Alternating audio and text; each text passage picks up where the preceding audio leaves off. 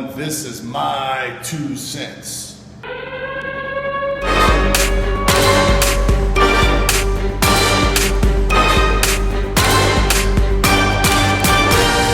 Today we're talking about calves. And calves are one of the most difficult body parts to train. The reason why? Because we walk around on them all day long. So they're constantly being worked 24 hours a day, well, maybe 18 hours a day, right?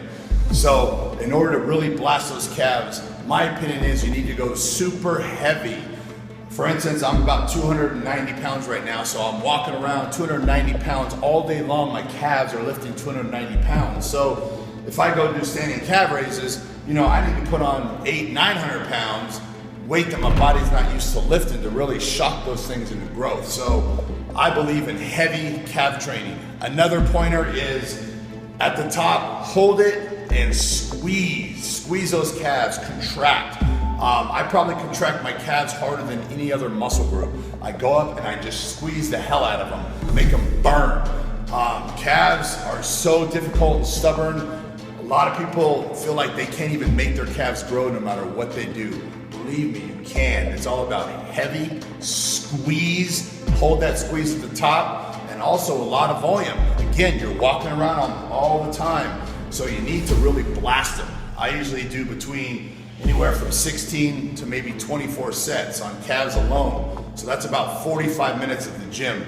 A lot of people, what they do is they train calves after legs. So they spend an hour and 20 minutes training quads and hamstrings, and then they go try to train calves. Well, obviously you don't have a lot left.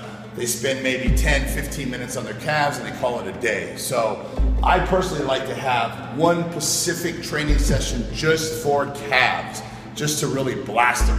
And I think calves is an incredible muscle group. And you see calves all the time. Shorts, first thing you see is calves. So in my opinion, you want to do whatever you can to have incredibly huge calves. Let's do this.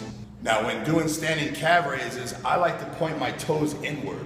The reasoning is because me personally, my outer calves, I believe, are a little bit weaker than my inner calves. So pretty much all the movements I do, I try to put a little more stress on the outer part of the calf, the outer head. So for me, I always have my toes slightly outward pretty much on every exercise I do. Now, you analyze your calves and you might have great outer calf and maybe a weaker inner calf. So therefore, you would put your toes out.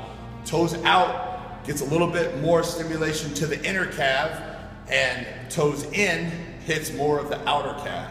Now, you can't really isolate and work one part without working the other, but you can put a little more stress on one side than the other side. So you got to figure out which part of the calf you need more work on, and you need to blast it. So hopefully this helps. And again, standing calf raises is the #1 movement to build huge calves.